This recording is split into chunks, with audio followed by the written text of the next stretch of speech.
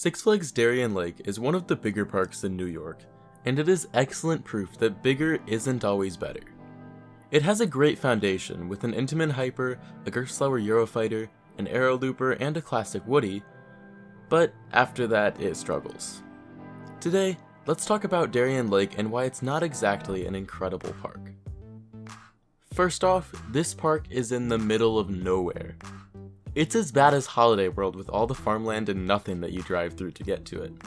I mean seriously, at least in the direction we came in, there is just absolutely nothing. That may not seem inherently bad, but we'll talk more later about why I think that may be a bigger issue than you may think. Now let's talk about the second issue, which is the rides. Not just the coasters, but the rides as a whole. It just feels like there aren't very many, and only so many of them are actually rides that interest guests over the age of 8. The rides that are there are pretty fun, but with some of them, they just feel kinda low effort. For example, the S&S drop tower there doesn't have a top on it. It just looks incredibly strange.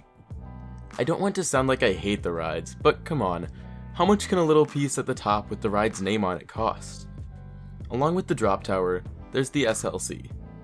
Of course the paint looks terrible, but have you noticed how weird the train on it looks? That's because this is a Franken-train. Basically, it's parts from multiple trains all stuck together to make one ugly mess. I don't know if that also attributes to how awful Mind Eraser is, but even if it doesn't, this train just looks so stupid. Please just buy a Vest train for this already, it would be so much better. The park itself doesn't even look that bad. I love the entrance, and there are some trees here and there, but the rides, yike. The next issue is maybe the most glaring flaw of them all. Every single coaster here, except for Tantrum, only has one train. Not runs one train, they only own a single train. Running one train is a common problem at parks all over the place, and while it is annoying that it can sometimes double wait times, it's still not as bad as only having one train. Basically, if the train has any kind of an issue that makes it unable to run, then the coaster has to be shut down. It's not a huge deal when one coaster in the whole park has this issue, but when the Eurofighter has a higher capacity than the Hyper, something is wrong. Now let's circle back to this park being in the middle of nowhere. When there's nothing around, it means there's very few houses around. And when there's not many houses, there's not very many people to work at the park. Yes, Six Flags Darien Lake is very understaffed. There were times where you'd see a bunch of rides closed with no one at them, presumably because they didn't have enough workers to keep everything open at once. And keep in mind, I was there on a Friday, which is generally one of the busier days. They did manage to have all the coasters open for most of the day, but it was at the sacrifice of rides like the Enterprise. The other issue that understaffing causes is really slow dispatches.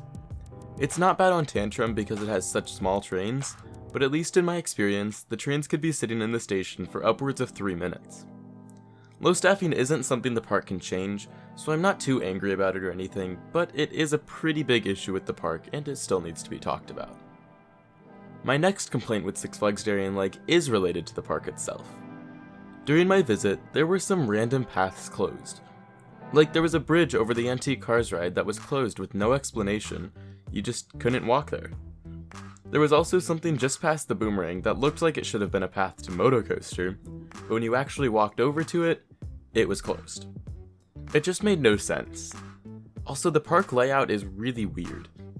When you walk in, you turn right or left, but unlike most parks, it never circles back around to the other side. So basically, if you want to ride Moto Coaster, you have to turn right and then walk down a long path with a grand total of 3 rides on it, and then you reach Moto Coaster at the end of the path.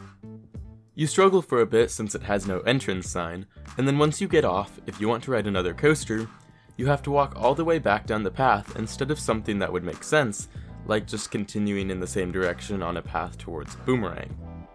Unfortunately, that path doesn't exist. The layout of the park is just really weird and hard to navigate. Just a few more paths could seriously help this park a lot. Finally, it's just something weird that happened to me. I was in line for Ride of Steel, and after waiting about 15 minutes for a station wait, I finally got on. We all sat down and got our restraints locked and checked. Ready to go, right? Well, no. Suddenly the restraints all popped up and the op at the panel started saying repeatedly, "Do not touch your lap bar, do not pull down your lap bar." So we didn't. The ops came and pushed them all down, all locked and checked, ready to go. No. The restraints opened again and we were instructed to get off and leave the queue for extended downtime. I know this isn't the park's fault, but I have never seen a breakdown like this. It was super strange, and assuming it was a train issue like it looked like, it goes back to why they should have a second train. It's just weird, I don't know. So with all that said, is it worth your time to visit Six Flags Darien Lake? I'm gonna say yes, if you're in the area, because it's probably not worth going out of your way to get here. Will I be going back? No, probably not for a long time. If they RMC Predator or get some other coaster that looks really good, then I'll consider it, but in its current state, I feel no desire to visit Darien Lake again. Obviously, there's a lot of flaws with the park, but is it possible to look past those flaws and still have a good time? Absolutely. While Six Flags Darien Lake is definitely not a great park, I still enjoyed myself for the most part. Finally, how long do you need at this park? I got every coaster except Boomerang done in about 5 hours, and that's including a re-ride on Ride of Steel and a photography run. So if Six Flags Darien Lake is so not good, what could be added to make it better? Well, first of all, please get a second train for the coasters. That alone would give the park a better atmosphere and make lines move significantly faster. Second of all, add some more paths and make it a bit more clear how to get where. There is the occasional sign giving directions, but they point in a very vague direction, so it's not very helpful. More paths could open up space for new rides and make the park a little easier to navigate without hitting 50 dead ends. Third, add a few more rides.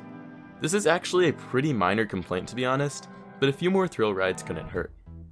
I'm not on the RMC Predator train because it's their only Woody and it really isn't even that bad, but it would be nice if you could walk around and see more things that interest an older crowd. Fourth, beautify the park a bit. I know I said it wasn't that bad looking, but it could definitely be better. A few patches of colorful flowers goes a long way. Finally, I don't know how possible this is, but if there's any way at all to entice more people to come work at the park, do it. If every ride could be open at once and dispatching quickly, it would be so nice. That's not sarcastic either, it would just genuinely be really nice if they didn't have to sacrifice some rides. If all of this could happen, Six Flags Darien Lake could honestly go from one of the worst Six Flags park to at least a mid-tier. There's so much potential here and I'd love to see it released. That's it for Darien Lake. Is it the worst Six Flags park? Well, I don't really know, I haven't been to that many. What do you think if you've been to Darien Lake? Leave all your thoughts on whatever in the comments, like if you enjoyed, and subscribe if you think that I seem cool. Thanks for watching, I will see you next time.